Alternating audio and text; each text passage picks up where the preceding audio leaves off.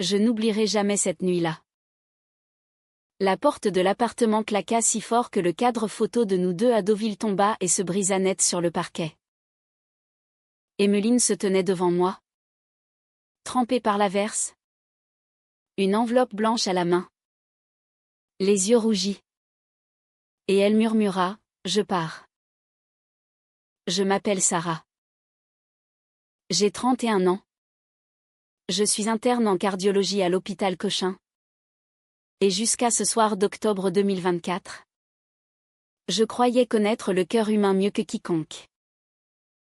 Le mien? En tout cas, je pensais le maîtriser. 6 années passées auprès d'Emmeline avaient suffi, croyais-je, à en tracer toutes les frontières, à en apaiser toutes les tempêtes. Nous nous étions rencontrés en 2018, dans la salle des urgences de Lariboisière. Elle arrivait en ambulance, fracture ouverte du tibia après une chute en roller sur les quais de Seine. Moi, externe de garde, j'avais tenu sa main pendant qu'on la plâtrait. Elle riait malgré la douleur, disait que la vie était trop courte pour renoncer aux sensations fortes. Ses yeux noirs m'avaient transpercé. 3 mois plus tard, elle emménageait dans mon petit appartement du 5e arrondissement. Paris nous appartenait alors. Les dimanches au marché Mouffetard.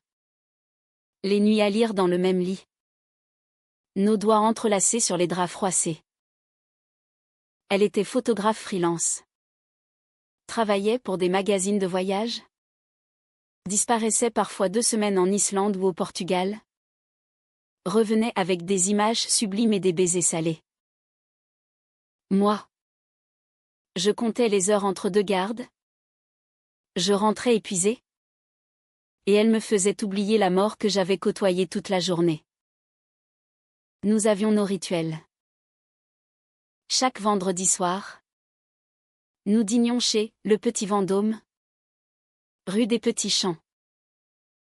Nous commandions toujours le même vin de Loire et le même plateau de fromage. Elle prenait des photos de moi en cachette. Prétendait que j'étais plus belle quand je ne posais pas. Je rougissais.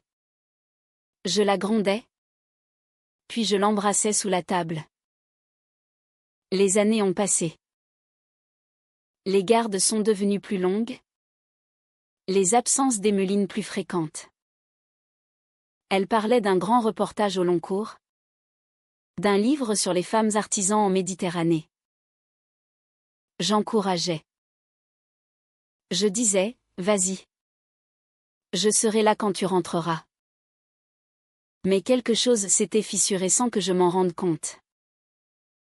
Des silences plus lourds. Des regards qui évitaient les miens. Des messages lui m'aient jamais répondu. Je mettais cela sur le compte de la fatigue. Nous étions adultes. Nous traversions une passe difficile. Comme tous les couples. Et puis vint cette lettre. Ce soir-là, j'étais rentrée tôt pour une fois. J'avais acheté des fleurs chez le fleuriste arménien de la rue Gay-Lussac. Des roses blanches. Ses préférées. Je voulais faire la paix après une dispute stupide à propos d'un week-end annulé. J'avais préparé un risotto au cèpe. Mis une playlist de Nina Simone. La porte s'ouvrit brutalement. Emmeline entra. Le visage fermé. Les cheveux collés par la pluie. Elle ne dit rien d'abord. Elle posa son sac. Ôta son manteau lentement. Comme si chaque geste lui coûtait. Puis elle tendit l'enveloppe. Lis ça. Je reconnus immédiatement l'écriture. C'était celle du docteur Claire Valois, chef de service en chirurgie thoracique. Ma mentor depuis 5 ans. Une femme brillante. Mariée. 2 enfants. Irréprochable. J'ouvris. Les mots me frappèrent comme des coups de bistouri. Ma très chère Emmeline, ces derniers mois auprès de toi ont été les plus intenses de ma vie. Je sais que nous avons promis de ne rien dire, que Sarah ne doit jamais savoir. Mais je ne peux plus vivre dans ce mensonge. J'ai parlé à mon mari ce matin. Je pars. Je choisis toi. Viens me rejoindre à Lisbonne dès que possible. Je t'attends. Claire. Je relevai les yeux. Le monde vacillait. C'est vrai? Ma voix n'était plus qu'un souffle. Emmeline hocha la tête, les larmes coulant enfin. Depuis 8 mois. 8 mois. 8 mois où je dormais auprès d'elle, où je lui racontais mes journées, où je lui faisais l'amour en croyant que tout était intact. 8 mois où elle rentrait tard en prétextant des retouches photos, où elle souriait distraitement quand je parlais de notre futur. Je laissai tomber l'enveloppe. Les roses blanches s'écrasèrent sur le parquet, leurs pétales se mêlant aux éclats de verre du cadre brisé. Pourquoi, demandai-je seulement. Elle s'approcha, voulut toucher mon bras. Je reculai violemment. Ne me touche pas. Elle pleurait maintenant à gros sanglots. Je ne sais pas au début. C'était juste une attirance. Claire était là quand tu n'étais jamais là. Elle m'écoutait. Elle me voyait. Et puis ça a dérapé. Je me suis retrouvée prise dans quelque chose de plus grand que moi. Plus grand que nous? Silence. Je sentis une colère froide m'envahir. Une colère que je n'avais jamais connue. Pas même quand mon père était parti quand j'avais 10 ans. Pas même quand ma mère s'était suicidée 3 ans plus tard. Tu vas partir avec elle? Elle baissa la tête. Je ne sais pas encore. Tu ne sais pas? Je ris. Un rire amer qui me déchira la gorge. Tu détruis tout ce que nous avons construit et tu ne sais pas? Je saisis mon manteau. Mes clés. Je sors. Quand je rentrerai, je veux que tu aies disparu. Je claquai la porte à mon tour. La pluie me gifla le visage. Je marchais sans but dans les rues de Paris. Les lumières floues à travers mes larmes. Je ne savais pas encore que ce n'était que le début du cauchemar. Les jours suivants furent un brouillard. Je dormais à l'hôpital, dans la salle de garde, prétextant des astreintes supplémentaires. Je ne répondais pas aux messages d'Emmeline. Elle en envoyait des dizaines. Je suis désolée. Je ne pars pas. Reviens. On peut en parler. Je les supprimais sans les lire. Claire Valois. Elle continuait à diriger le service comme si de rien n'était. Elle me demandait des comptes rendus, me félicitait pour une intervention difficile, me souriait dans les couloirs. Chaque fois, j'avais envie de hurler. Je serrais les dents, répondais poliment. Professionnalisme avant tout.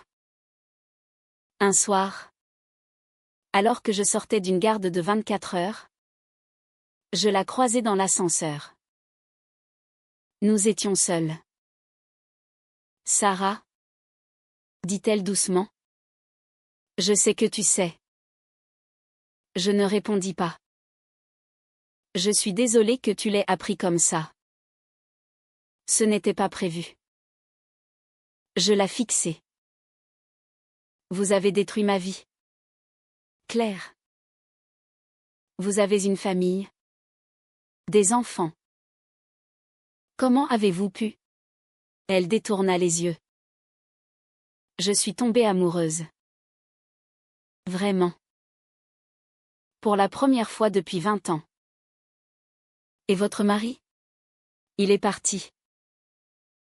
Il a pris les enfants. Je sentis une pointe de satisfaction mêlée de pitié. Puis la colère reprit le dessus. Vous méritez ce qui vous arrive. L'ascenseur s'ouvrit. Je sortis sans me retourner. Je commençai à boire. Pas beaucoup. Juste assez pour dormir. Un verre de rouge en rentrant dans l'appartement vide. Les affaires d'Emmeline avaient disparu. Elle était partie chez une amie. M'avait écrit un mot que j'avais brûlé sans le lire. Un soir de novembre, alors que la pluie n'avait pas cessé depuis des jours, je reçus un appel d'un numéro inconnu. Sarah? C'est Marie. La sœur d'Emmeline. Je faillis raccrocher. Ne raccroche pas.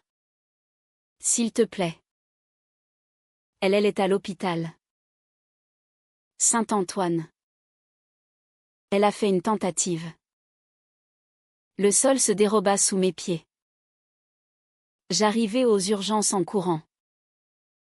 Marie m'attendait. Visage défait. Elle va bien. Ils l'ont sauvée. Trop de somnifères et d'alcool. Je rentrai dans la chambre. Emmeline était pâle. Perfusée. Les yeux clos. Je m'assis à son chevet. Quand elle ouvrit les yeux et me vit, elle fondit en larmes. Tu es venu. Je ne dis rien. Je pris sa main malgré moi. Je ne voulais pas mourir, murmura-t-elle. Je voulais juste que la douleur s'arrête. Je sentis mon cœur se déchirer à nouveau. Pourquoi tu n'as pas appelé? Tu me détestes. Oui. Et non. Nous restâmes silencieuses longtemps. Claire est partie à Lisbonne seule? Dit-elle enfin. Elle m'a écrit qu'elle ne pouvait pas attendre indéfiniment. Je ne répondis pas. Je ne l'aime pas. Sarah. Je crois que je ne l'ai jamais vraiment aimée. C'était une fuite. Je retirai ma main. Une fuite de quoi? De nous. De moi. De l'idée que je ne te suffisais plus. Tu étais toujours fatiguée. Toujours absente. Je me sentais invisible. Je la regardais. Abasourdie. Moi absente? Tu partais des semaines entières. Mais je revenais toujours. Toi.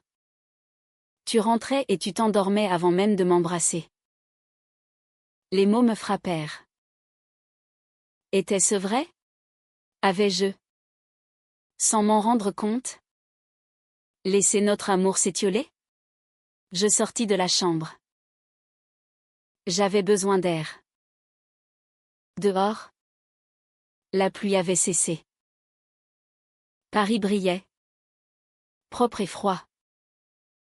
Je ne savais plus qui avait trahi qui en premier.